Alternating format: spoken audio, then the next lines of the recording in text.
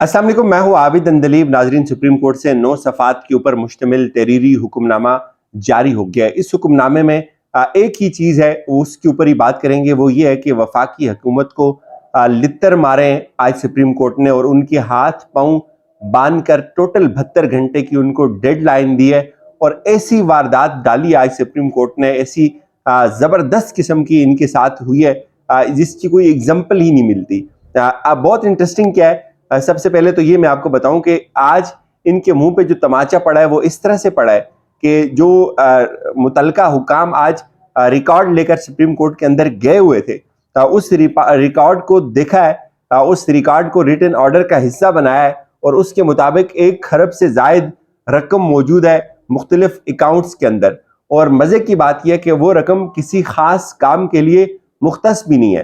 तो यूं आपको मैं बताता हूं, इसका जो क्रक्स है वो ये है कि सुप्रीम कोर्ट ने पाबंद किया है, स्टेट बैंक को डायरेक्ट ये हुक्म दिया है कि आप अगले 72 घंटे के अंदर अंदर ये अमाउंट इस पहले बड़े अकाउंट से ट्रांसफर करें।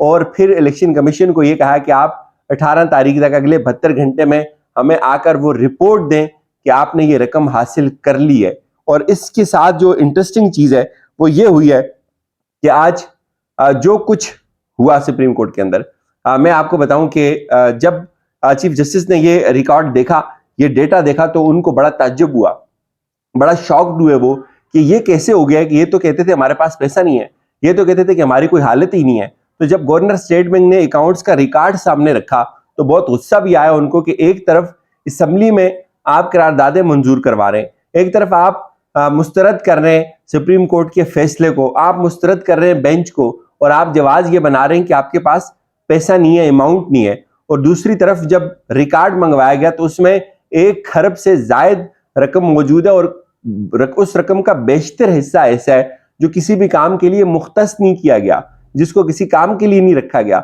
और यहां शोर ये मचाया जाता था कि इलेक्शन कमीशन के लिए एक्स्ट्रा फंड होंगे, मिनी बजट आएगा, तरमीम करनी पड़ेगी, मंजूरी करनी पड़ेगी। तो आज वो चीज भी क्लियर हो गई है।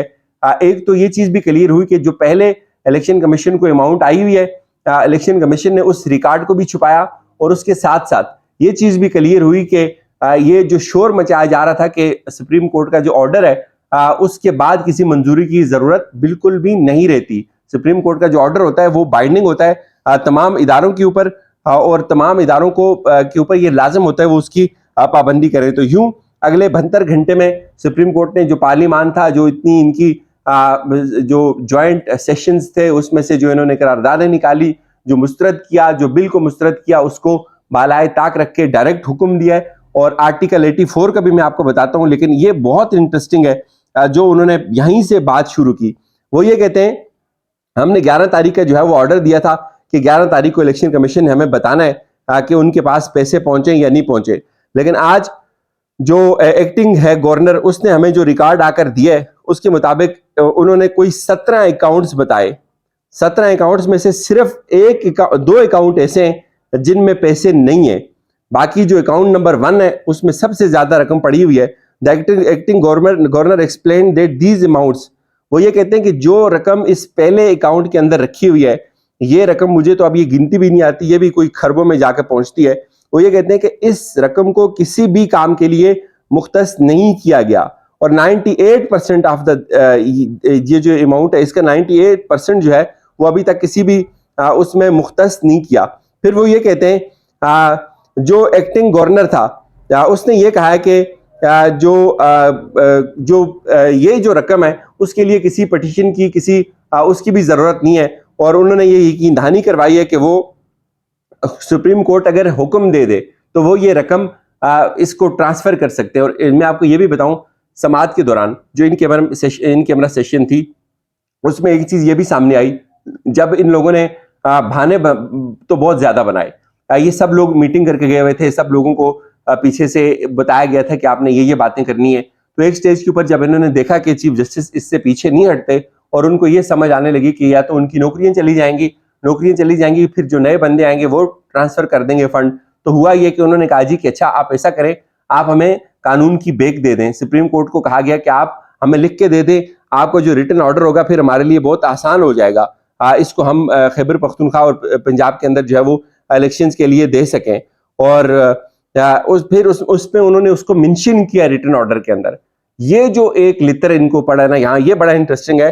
The acting governor confirm that this would be done if the court so directed and ordered. The state bank further confirmed that the necessary transaction of the transfer of funds to commission so that 21 billions become immediately available and utilized for the later could be done within shortest possible time and at the latest by the close of the business on Monday 1744। आई बात समझ भाई? ये बात ये कह रहे हैं कि चीफ साहब ने ये लिखा है कि इन्होंने हमें कहा आप हमें लिख के दे दें, हम इसको अगला जो वर्किंग डे होगा उसकी क्लोज होने से पहले हम आपको ये रकम जो है वो ट्रांसफर कर देंगे। ये यहां से आप इस बात को समझें कि सुप्रीम कोर्ट कितना इस इलेक्शन के मामले के ऊपर डिटरमिन्ड है। और दिन वाली बात के ऊपर मैं दोबारा जाऊंगा कि चीफ साहब का ये कहना है कि इस बिल्डिंग के ऊपर अगर बम भी चल जाए तो भी इलेक्शन होंगे, इलेक्शन एक आईनी तकाजा है। और इसके बाद ये आगे बहुत ज्यादा इंटरेस्टिंग है ये आर्डर, और इसमें जितने भी मुतलका हुकाम है उनको भी कहा गया है कि आप इस हुक्म की पाबंदी करें। और अब होगा क्या? अब होगा ये कि सुप्रीम कोर्ट ने ये जो कर दिया है ये बड़ा जबरदस्त किया है, और यही पूरी कौम उनसे जो है वो सुनना चाहती थी। और 18 तारीख तक उनको कहा है जी State Bank and the Finance Ministry Division shall be 18/4/23 file complaints reports with the court to the effect that the order of the court has been compiled with, and the report of finance ministry division shall also include the confirmation in relation to AGPR. Likewise, the election commission shall on 18/4/23 file a report with this court confirming 21 billion have become available to in it terms as stated above। वो ये कह रहे हैं कि अब 18 तारीख को election commission हुकाम भी, AGPR के हुकाम भी और सेक्रेटरी फाइनेंस भी, ये तमाम लोग एक रिपोर्ट फाइल करेंगे कि सुप्रीम कोर्ट के हुक्म की तामील हुई है और ये रकम जमा होगी है। इलेक्शन कमीशन ने इस रकम को जो है वो एक्सेप्ट कर लिया है, और ये बहुत ही खौफनाक ऑर्डर है।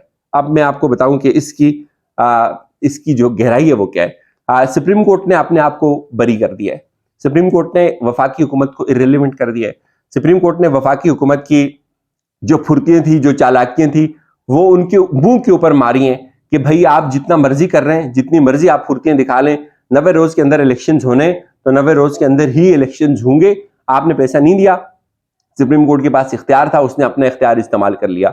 आपकी ये ख्वाहिश थी कि आप सियासी शहीद बनेंगे, सुप्रीम कोर्ट ने उस पर आपको मुंह ही नहीं लगाया, और आपकी कुल औकात ये थी कि आपकी जितनी भी करारदादें आपने 2-4 दिन लगाकर पेश की, आपने इन कैमरा सेशंस की, आपने प्रेस कॉन्फ्रेंसेस की, आपने बायकॉट किया, लेकिन आपके पास कानून का कोई सहारा मौजूद नहीं था।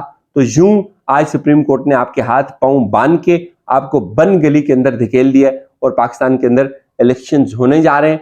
पाकिस्तान की आवाम को उसका हक, उसका मैंडेट मिलने जा रहा है। बड़ी इंटरेस्टिंग डिटेल्स भी हैं। आज एक और सेशन भी हुआ असेंबली के अंदर, उसकी तफसील भी आपके सामने रखेंगे।